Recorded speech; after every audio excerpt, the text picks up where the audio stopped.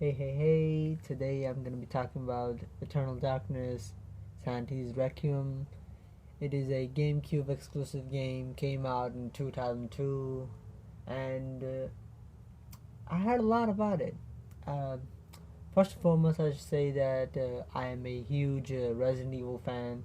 I love all of the Resident Evil games. I played all of the main title ones, all of the ones, yeah, all the main ones at the very least.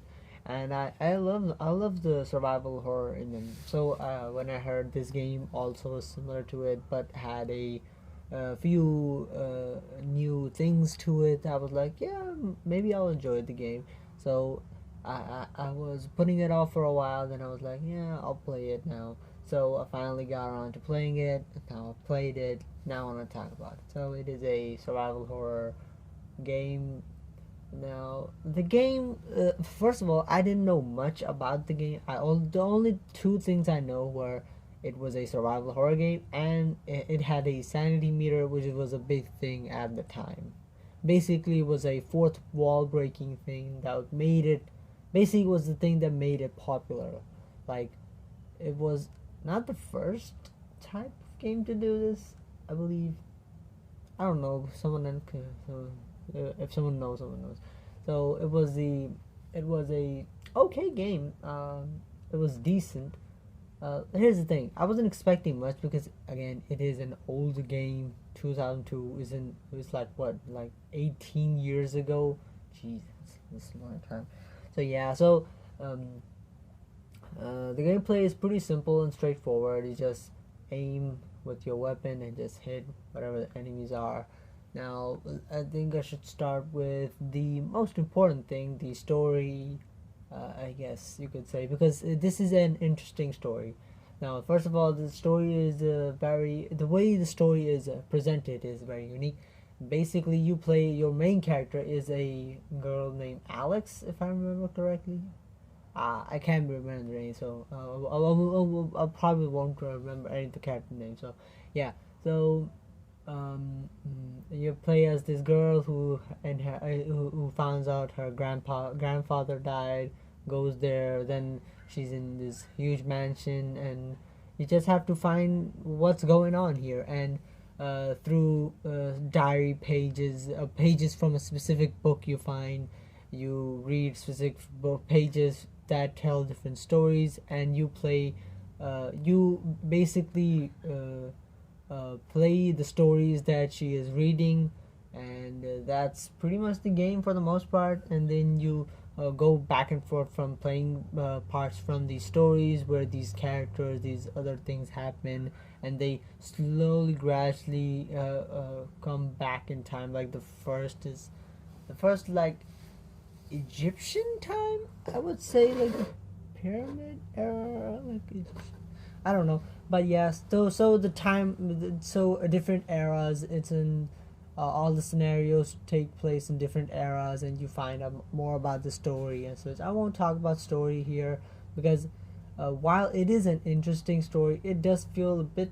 No, I can't say that because all around it is a good story. I did enjoy it. I didn't love it because for me to really love and appreciate a story, I have to really get attached to the characters, and that's the only thing I would say that this game lacks when it comes to the story. That the characters aren't that great. They're just okay. They do what they're supposed to do. You never get attached to any of the characters and such.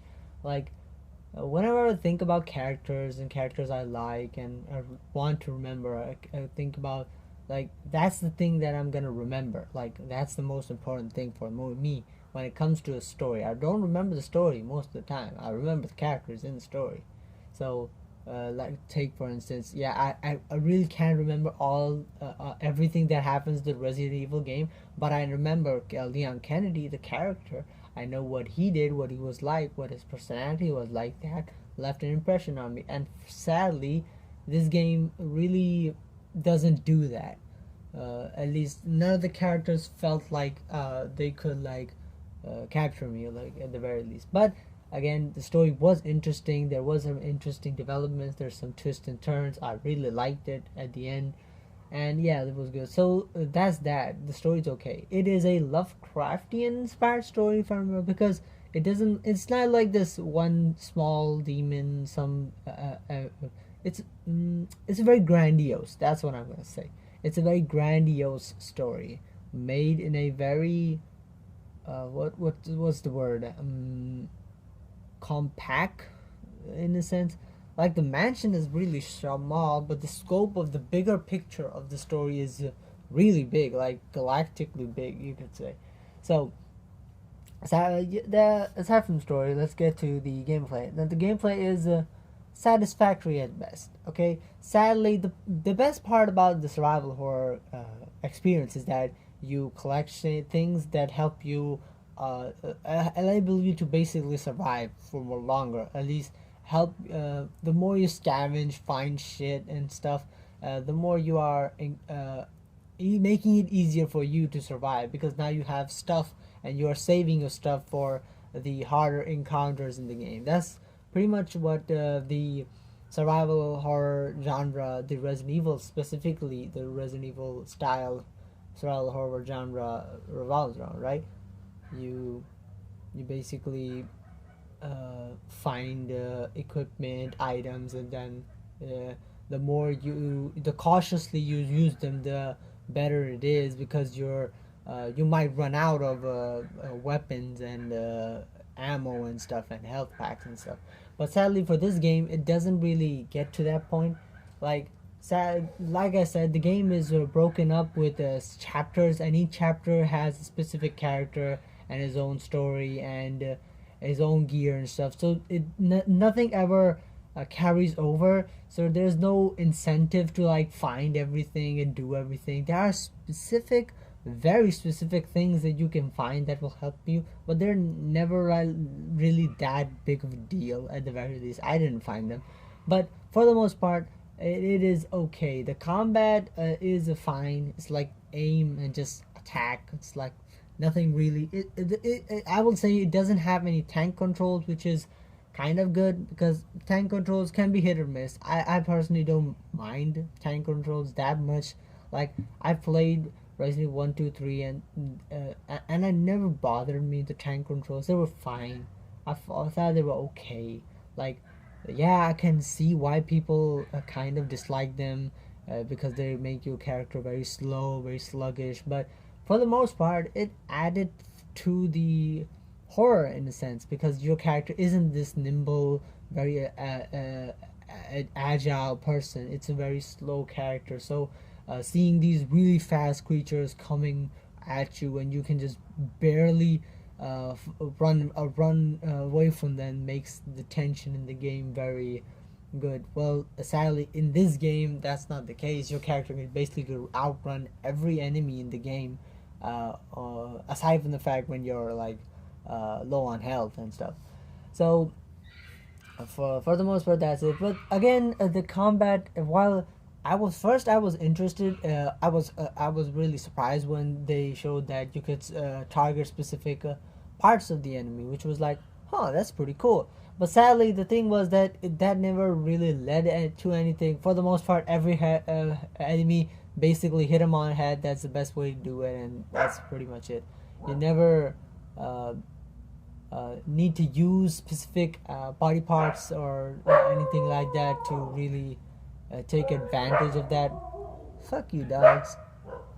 So that was that, and yeah. So, and then there's the thing was that the physical weapons were way too useful in this game, making probably all of the ranged weapon kind of not that effective. Like, the thing about games like you don't want the enemy to come close, but in this game you want to come close because you can just bash them on the head and they're dead like that. And another thing is that that really made the game very like not tedious but very easy, would be that you can basically after a while, like not in the first chapter, after a while you gain the ability to use magic. Now your magic can do everything from attacking the enemy to defending yourself to using specific skills to add protection and such and such. Then you get the ability to heal. Now then, the game sort of breaks in a sense because you're never in danger for the most part. Aside from a few encounters here and there, you're never in danger. Uh, the the mana always regenerates after a while. Like if your mana is low, just stop, just walk around in circles and such, and you'll probably get all your mana back. And with mana, you can basically regain your health and your sanity meter, which I will get to. I'll talk about the sanity meter and stuff. So yeah, and that was pretty much it. You could just be in the most dangerous encounter and just get out of it. Run past it, at the very least, just run past it, go to another room, wait there for a few seconds, and just come back and just kill everyone. Like, it really took out all the tension in the game, which was probably the most not the worst thing the game does, but it is probably the weakest point of the game, because in my opinion it takes all the tension. Because when I started the game, I was really like intense. Like, I was feeling the atmosphere. It was scary, legitimately. Like, I will not lie, I was creepy. And especially in the mansion, like, when you go to the past essentially and play these specific scenes from different periods in time with different characters, there weren't the scary part. The scary part was when you were playing the main character, basically Alex, who was reading these stories. Because whenever you'd finish these stories, and you'd be able to walk in the mansion. Now the thing was, the mansion didn't have any enemies, and that was very unnerving in a sense, because I was like, what is going to happen? Why are there no enemies here? Why is there creepy music going about? Why is nothing happening here? I'm just finding stuff, and I'm reading chapters. So there was this tension that was building up as the game continued, and as you read more chapters, you learn about the backstory, the story, the lore of what's happening here and stuff like that.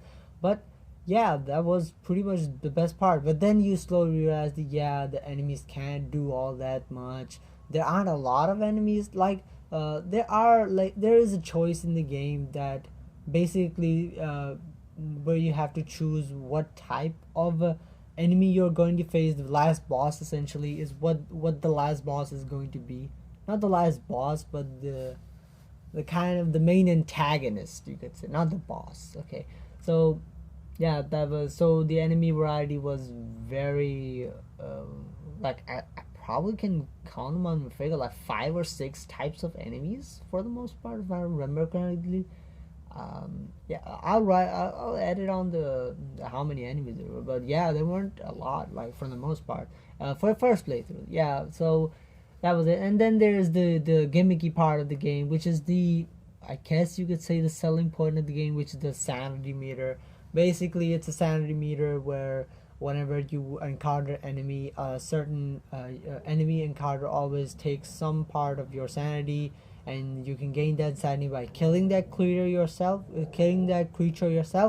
or using the, like I said, the magic spells to regain your sanity. And like I said, the mana regenerates pretty quickly, and you can basically max your sanity whenever you need to. Like, there, again, no tension. It was I only experienced like a few of the really mind-boggling sanity scenes in the game.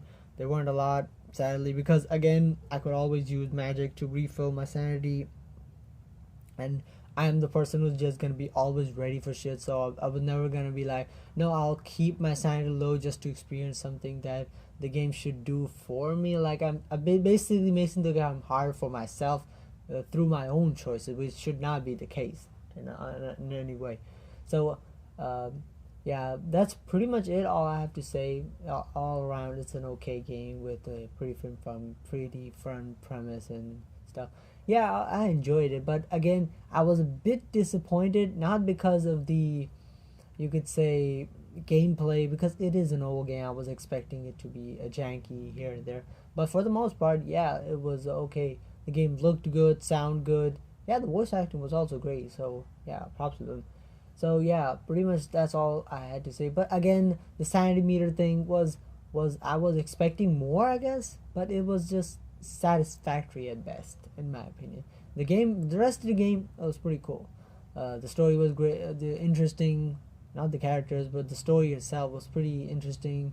The combat is fine, and the atmosphere is pretty bomb. Like the atmosphere is the best part of the game, in my opinion, and the story, the overall story, not the personal story. But yeah, so that's all I have to say about the game. It was okay. It was fun. I enjoyed it.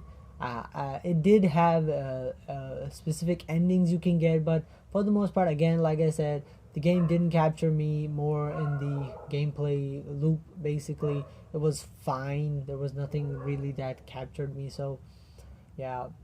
So while I was debating whether I should beat the game again and again to get the full experience, basically the full story of the game, but again, I wasn't going to spend like 12 hours or so beating the game again because because I can, like, I didn't feel like the game earned it, in honesty. But for the most part, I enjoyed it. It was a game, and yeah, that's pretty much all my thoughts on the game. I'm probably gonna start like another game, probably like